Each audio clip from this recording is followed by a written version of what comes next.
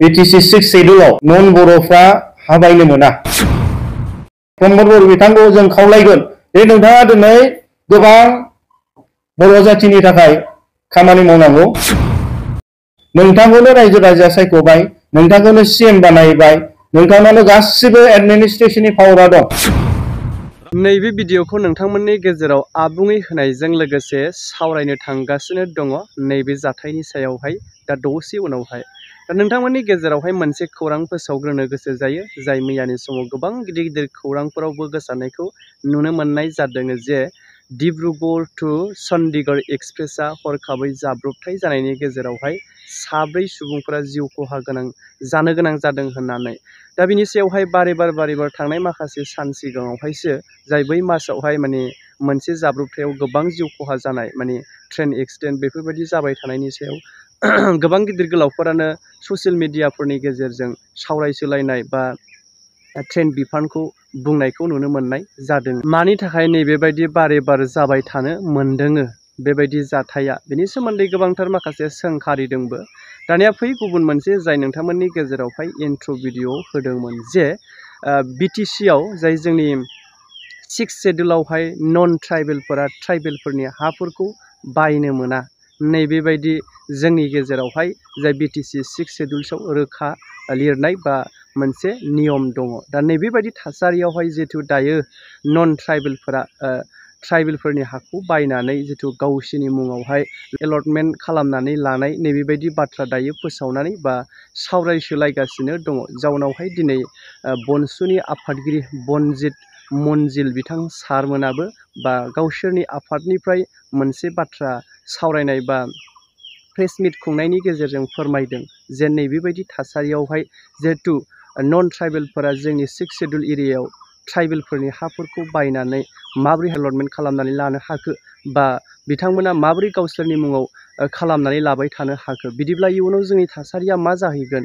जिहेथु गुबुनारि जाय नन ट्राइबेलफोरा जोंनि हायावनो जोंनि मोन्थायखौ जोङो बिसोरनि मुङै हगारनानै होनांगौब्ला अब्ला जों इयुनाव मा जाहैगोन?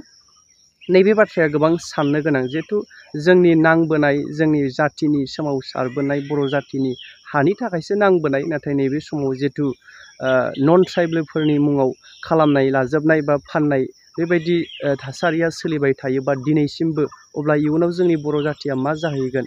गावनि हायावनो गावनि जायगायावनो जोङो गसंथानो हायै बायदि जाहैगोन नामा? जिहेथु नैबेबायदि थासारिया सोलिबाय थायोब्ला दा बेसेखिनि बाथ्राखौ गोबांथार रायजो राजाफोराबो सानदों आरो बिथांमोनाबो दिनै बेनि सायावनो माखासे प्रेस मिट खुंनायनि गेजेरजों सरकारखौ खावलायदों जाहाथे नैबेबायदि थासारिनि सायाव थाबैनो एक्सन लायो बा गोख्रों होबथानायनि राहा लायो नैबे समावहाय।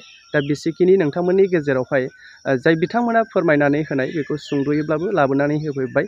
जिहेथु बियो आंनि बेक्तिगत बाथ्रा नङा जे दा ससियेल मिडियायाव गोसारबाय थानाय नैबे भिडिअखौ नोंथांमोननि गेजेरावहाय आबुङै होलांनो थांगासिनो दङ। अब्ला जोबजासे नायलां। लोगोसे नोंथांमोना नैबे भिडिअनि सायाव नैबेबायदि नन ट्राइबेलफोरा ट्राइबेलफोरनि हाफोरखौ बायनानै लानायनि सायाव गावसोरनि मुङाव खालामनानै लाजोबनो थांगासिनो दङ, बेनि जाउनावहाय मा सानो? नोंथांमोननि मोन्दांथि बायदियै कमेन्ट खालामहरलाय।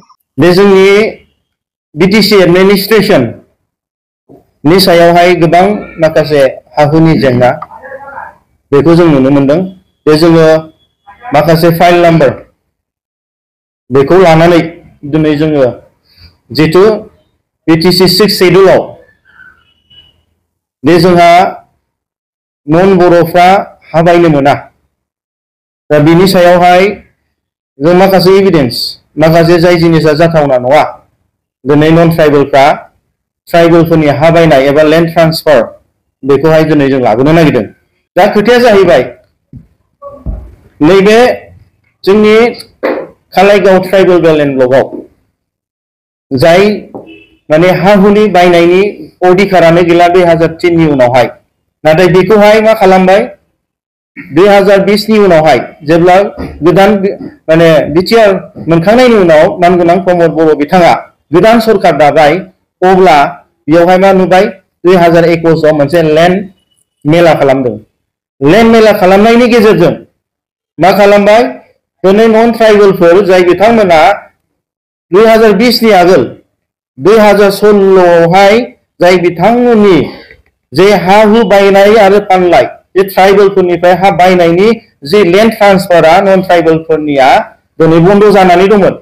दा बे पेन्डिं फाइल्सफोरखौ 2021 1 जानुवारियावहाय 1 जानुवारियावहाय दिनै बिथांमोनहा बे एलटमेन्टखौ होबाय। लेन्ड एलटमेन्ट मोनदों। दा बिनि गेजेराव जोङो बेखौसो बुंनो सानदों दिनै 2003 नि जि बिटिसि गोरोबथा बे गोरोबथायावहाय जि ट्राइबेल बेल्ट एन्ड ब्लकआवहाय जि जोंनि बिटिसि 6 शेड्यूलआवहाय नन ट्राइबेलफ्रा ट्राइबेलनि हा बायनो मोनलामोन। दिनैहाय 2020 नि उनावहाय दिग बिटिआर गोरोबथा जानायनि उनावहाय दिनै हा बायफिननो मोनबाय एबा लेन्ड ट्रान्सफार जाबाय। अब्ला जोंनि 2003 नि बिटिसि 6 शेड्यूल दिनै हा हुनि अधिकारा दिनै गैला नामा? दिनै बिनि सायावहाय गोबां माने गोथौयै दिनै जों सिन्था खालामनांगौ जानानै फैदों। दा आं दिनै बे प्रेस मिटनि गेजेरजोंनो सारा जोंनि बर' रायजो राजा इन्टेलेक्चुवेल्स आफादफोर जोंनि व्यक्ति इन्डिभिजुवेल्स आरो दिनै बर' हारियानो दिनै बिनि सायाव नायबिजिरनांगौ। जिहेतु दिनै बर'फ्रा गोबाव सम आन्दोलन खालामदोंमोन। मानि थाखाय? हा हुनि अधिकार। मानि थाखाय जों आन्दोलन खालामदोंमोन? राजनीतिक अधिकार। दिनै जोंनि हायावनो दिनै जोंहा मोनखानाय अधिकार जाय हा हुखौ दिनै जों मोनखाबाय पावारखौ आरो बे गावनि हा हुखौ दिनै गुबुन जाथिनो बायनो हानायनि केपासिटिखौ होफिननाया दिनै बे बर'फोरनि थाखाय फैबाय थानाय समाव गिदिर मोनसे खैफोद फैगोन। गतिके बिनि थाखायनो दिनै बर' माहारियारि फरायसा आफादा जों साफ्रोमबो जोंनि बर' सुबुंखौनो जों खावलायदों दे बेफोरनि थाखाय गुवारै सावरायनांगोन आरो बेफोरनि थाखाय होबथानायनि राहा लानांगोन। बे जोंनि दानि बिटिआरनि मानगोनां सीएम प्रमद बर' बिथांखौ जों खावलायगोन जे नोंथाङा दिनै गोबां बर' जातिनि थाखाय खामानि मावनांगौ। नोंथांखौनो रायजो राजाया सायख'बाय, नोंथांखौनो सीएम बानायबाय, नोंथांनावनो गासिबो एडमिनिस्ट्रेशननि पावारा दं। दिनै पुलिस एडमिनिस्ट्रेशननिफ्राय लानानै दिनै बिटिसिनि डिसिनिफ्राय लानानै दिनै मोनफ्रोमबो डिपार्टमेन्टखौनो दिनै नोंथाङानो बुंदों दे जोङो बिटिआर मोननाया दिनै गासिबो पावारखौ मोनबाय, आलादा रायजोल'सो जायासै।